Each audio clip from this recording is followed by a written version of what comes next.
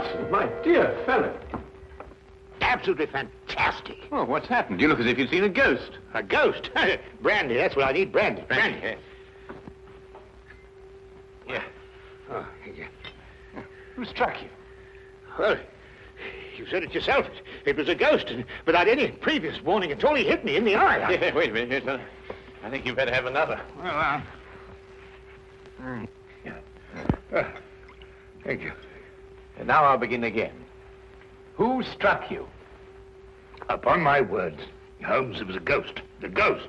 Huh? Do you have a headache, Watson? It may seem humorous to you, but I mean, look, let me tell you from the beginning. Yes, please do, but start right at the beginning. Right, well, I was on my way back from the club. You see, it was about 8 o'clock. And I got into Spencer Street, and I was just opposite that little tobacconist, you know, makes that Yes, mixture. I know, yes. Go on, Watson. What do you do then? Well, I saw a man in front of me suddenly clutch his chest. He was walking towards you? How do you know? Well, I mean, you said he staggered and clutched his chest. You must have been... Yeah, that's logical. Anyway, I rushed up to him to help him, you see, and he's still able to mumble something about he had a heart, and he lived in 19 Hooper Street, and would I help him get there? There were no other pedestrians? No, the street was completely deserted. Good. Go on. Well, then his landlady let us in, and he was unconscious by that time, so I carried him up to his room, and I laid him out in his bed, and Holmes, he was dead. Now, look here, Holmes, he was absolutely, completely, and utterly dead. I couldn't make a mistake about a thing like that. No, of course you couldn't, old man. No. Go on, then. What happened next? Well, then I told the landlady rather said to me that she'd called the authorities, you see, and I left my name with her just in case, you know, they'd want me. And then, well, I thought it would be rather more delicate if I left, you see. I mean, he must have relations. Yes, it's quite right, Watson. The most delicate situation. Yeah. What was the man's name? Higgins. Albert Higgins. Uh-huh, I see. And what did you do after you left the house? Well, you see, it had been a bit of an effort, you know, carrying him up like that, so I got down the stairs and popped across the road into a pub and had a pint. And then I started off back to the flat, you see. Well, I just turned the corner into Spencer Street, and there was Higgins, Albert Higgins? Yeah, just face to face with me. He really was large as life. We stood looking at each other for a minute, then he lashed out and hit me in the eye. And then really, Holmes, he vanished. Vanished? Yes, he's into the blue. Well, he just ran away? Well, the street was rather ill-lit, you know, and it took me a minute or two to pull myself together. And then I don't know whether he ran away or not, but he vanished. Well, that's most unusual. Most? Did you speak to this ghost? Well, I may have said, good gracious, Higgins, or by Jove, Higgins, or even good heavens, Higgins. Oh, yes, perfectly natural, Watson. Describe Higgins to me. Well, he's 50-ish. Sandy-haired, medium build. Well, he said all you observed. No characteristics. Well, now, really, Holmes, when I had the chance of examining him on the bed, the most obvious characteristic was he was dead. Yes, well, how was he dressed? Green tweed suit. What, just wearing a green tweed suit? He must have been wearing something more than that in this weather. Oh, no, he had a big floppy hat and a long overcoat. Ah. Oh, and something else. Yes, I did notice something else. He limped. Aha. Was he carrying a cane? No cane. Well, is there anything else, Watson? Think hard. Oh, yes, I remember something now. What? Yes, the second time I saw him, he was carrying a package. But the first time, he didn't have one. Now, this is curious. Very curious. Where are you going, Holmes? Not me. We. I'm in no condition to leave the house. And a morsel of raw beef will immeasurably improve your appearance. And then what? Then we shall do our best to track down the belligerent ghost of Albert Higgins. Fascinating idea, don't you think? Well, the whole thing's been most unnerving, you know. I mean, it knocks the wind out of the chap, yes. Oh, really, no one.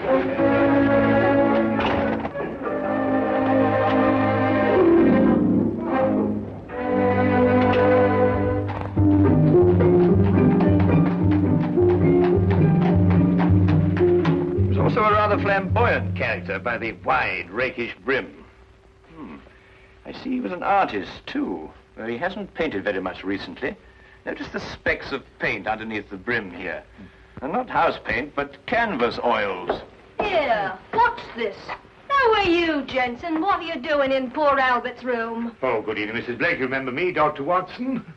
You're the bloke who brought poor Albert in. Yes. Who's your gentleman friend? This is Mr. Sherlock Holmes. Mrs. Maggie Blake, the landlady. Pleased to meet you, I'm sure, Mr. Holmes. Oh, poor old Albert. He was proper fond of life, Albert was. He wouldn't have popped off if he'd had his way. Oh, few of us would, madam. I was around to the local having me good-night pint. And grieving for poor old Albert. He would have wanted a proper send-off with a pint of mild and bitter, Albert would. No doubt he would, madam. The body, I see, has been removed by the authorities. Oh, poor old Albert on a slab. Oh. Oh, dear, dear. Have you notified his next of kin, Mrs. Blake? No, he had none. He was all alone. Oh, I see. Where was Mr. Higgins employed, madam? At the Pembroke Museum, right around the corner in Spender Street. It's a picture museum. Albert was a day watchman. A day watchman, you say? Well, what were his working hours? 9 in the morning till 9 in the evening. Punctual as a clock, Albert was. Never late a minute. Poor Albert. He always came back from the museum, then, at a few minutes after 9 every evening. Aye, to make his supper. He was a proper good cook, Albert was. Excuse my saying so, madam, but aren't you mistaken? Surely it's a little after 8 when Mr. Higgins finished work? Because it was only a little after 8 when I picked him up this evening and brought him here. Oh, no, Doctor. It was just after 9. I marked the time because I was waiting for Albert to come back. He had asked me to get him a cut of beef. He always came back just after 9. He'll never eat that beef now. Poor Albert won't. He'll hit you in the eye. Hmm? Oh, no. I just bumped into a door. Oh, you shouldn't get familiar with the door, if you know what I mean. Well, really, that... Yes, I think we've found out all we can for the time being, Watson. Thank you, madam. We shan't intrude on your grief any further. Poor old Albert. It really is most embarrassing about this eye, Holmes. Did you hear what she inferred? It's a terrible situation. And she's wrong about the time. It was only a little after 8. And it's only a few minutes' walk to Spender Street. Yes. Time is a curious dimension, Watson. Habit and a preconceived notion can so easily reverse the hands of a clock. And yet the clock is still in perfect working order. Where are we going? To view the mortal remains of poor old Albert Higgins.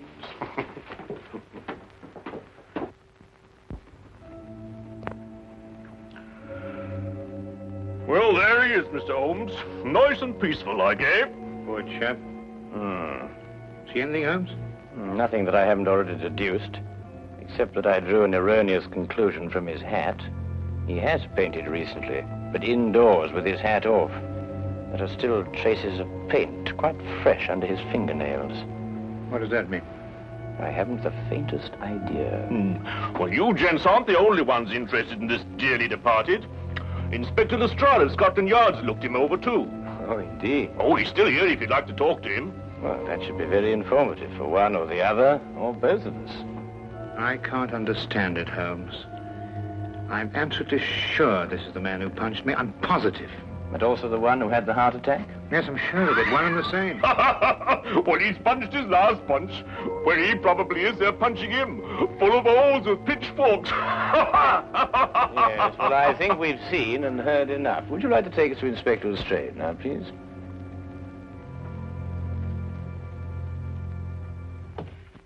Ah, hello, Inspector. Oh, Mr. Holmes, I'm surprised to see you here. Now, this is one case you can't make anything queer out of. Oh, then why, my dear Inspector Lestrade, are you here? Well, when they brought him in, somebody recognized him as Pound-Note Albert Higgins. I come along to check their identification. We like to keep a track of our old pals, you know. What was he in prison for? Counterfeiting. He made the best pound note you ever saw. Yes, he was a real artist. Lestrade, there's no doubt as to the cause of death, is there? Oh, sorry, Holmes. Heart failure, no foul play. I understand you were with him in his last moments.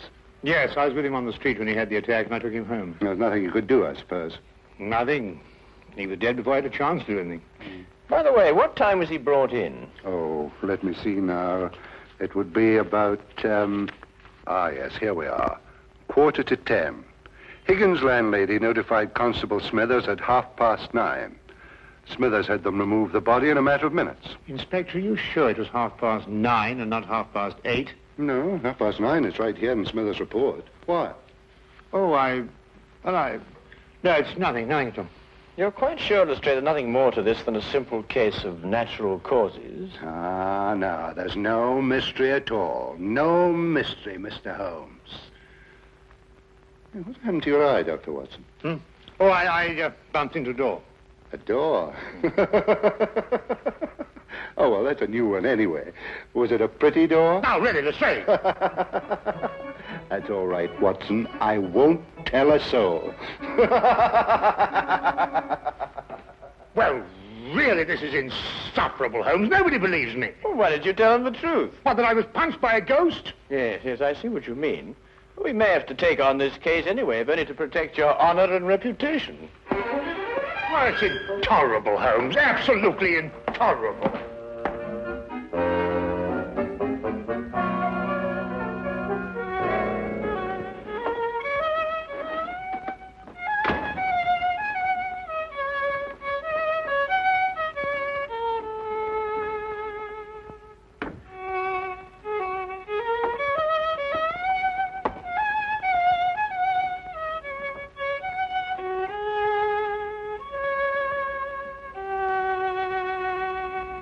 Oh, evening, Watson. Anything wrong? No, nothing. Of course not, everything. Oh, you're sure you're not brooding over last night's affair, are you? Of course I'm not. Don't be so ridiculous. Oh, come on, out with it, man. Well, No, there's nothing to come out with. I don't know what you're talking about. Oh, come on, Watson, there's something on your mind. Well, Gosh, you'd never believe it. Nobody'd believe it. Well? Well, I met Albert Higgins in Spender Street again, tonight. And he punched you again? He pulled my nose! Really? Very, very interesting, Watson.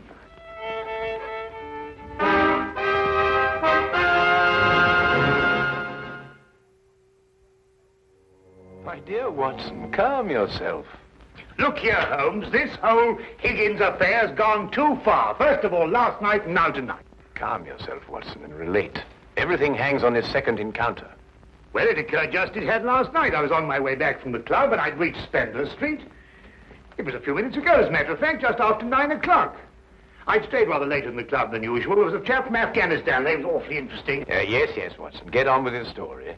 Well, I was rather preoccupied, as you know. This affair's cut me up, rather, and although I may not show it. Anyway, I was walking along. I suddenly looked up, and there was the pedestrian, a man a few feet from me. Walking towards you? Well, yes. Of course, I didn't recognize him straight away for, you-know-who.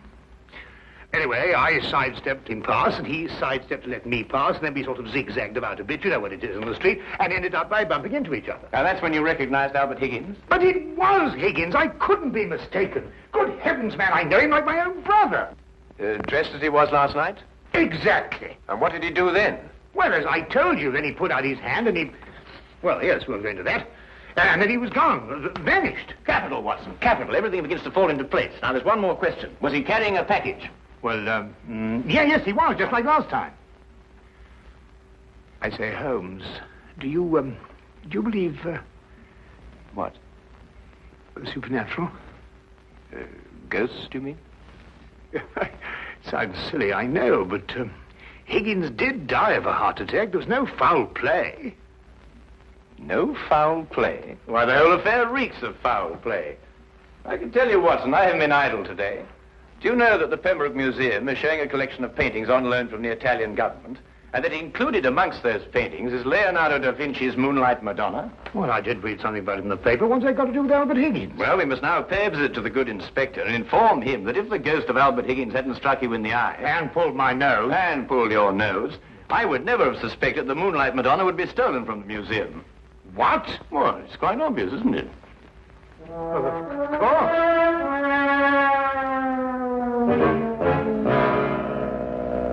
I see. Oh, thank you. Well, we'll soon know, Mr. Holmes. But if the picture's still hanging in its place, and we've dragged the curator out of bed to check on it, well, false alarms like this don't exactly help the yard's reputation, you know. And what about my reputation, Inspector? When I say a man died a little after 8, he died a little after 8 and not a little after 9. And when I say that his ghost punched me in the eye half an hour later, hang it, he punched me in the eye. Oh, we all have our off days, Dr. Watson. To err is human, as the poets say. And furthermore, if I tell you that I bumped into this chap's ghost again tonight, You didn't tell me about any second meeting. Oh, didn't I? Well, nothing. An hallucination, that's what you had, Dr. Watson. Yes, it's, psychological. That's the thing in crime today, psychology.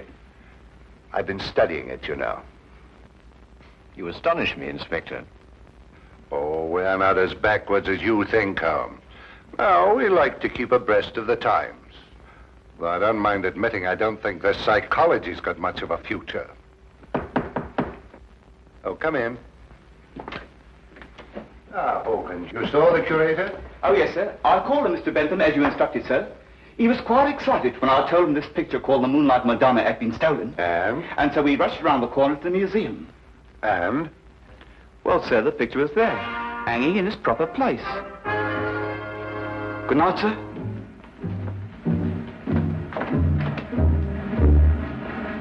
Well, there you are, Holmes. As I said to Dr. Watson, to err is human. Can I give you gentlemen a lift anywhere? Thank you, Inspector. Oh, I think it might be a good idea if we called at the Pembroke Museum on our way. But you heard what Hawkins said. The picture was hanging in its proper place. My dear Lestrade, Hawkins' statement merely proves that what he and the curator saw was not the Moonlight Madonna at all. Merely an excellent forgery.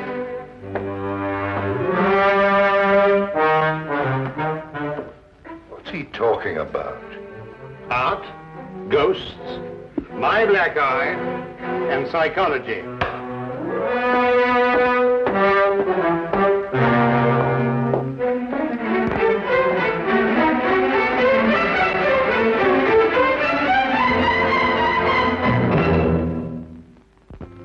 Remarkable.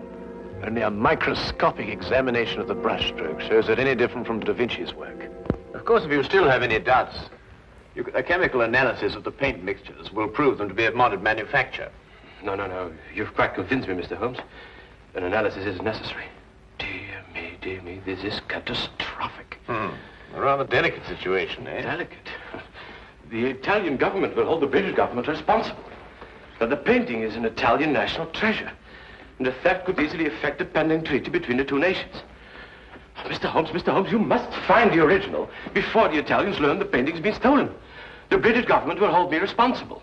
And the Yard will hold me responsible. Oh, the most priceless of the lot, too.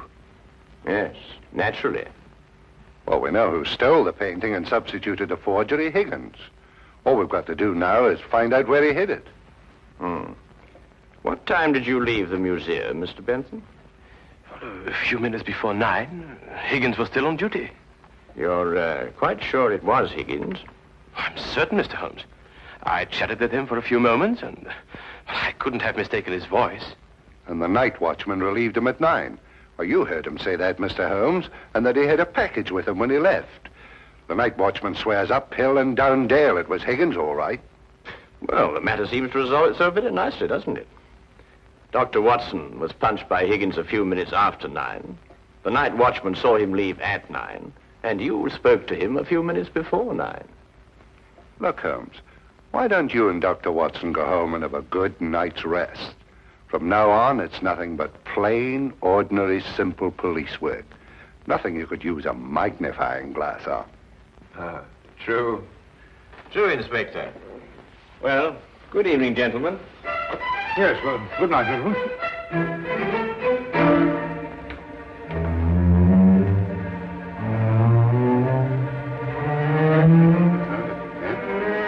Terrible, Inspector. Terrible, Inspector. Terrible. What do we do now? Interesting affair, eh, Watson? Look, I don't care what anybody says. It was after 8 when Higgins punched me. Well, has it occurred to you that if Higgins didn't punch you, who had the heart attack? Well, now look here, Holmes, Oh, confound it, for all I know, it was Higgins who punched me and his ghost had the heart attack. Come on, Watson.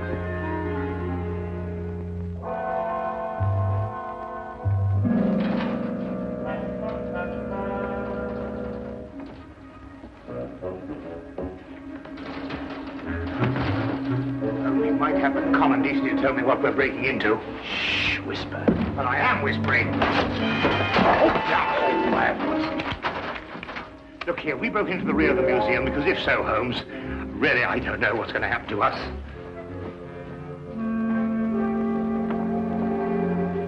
Here, hold this. What? Oh.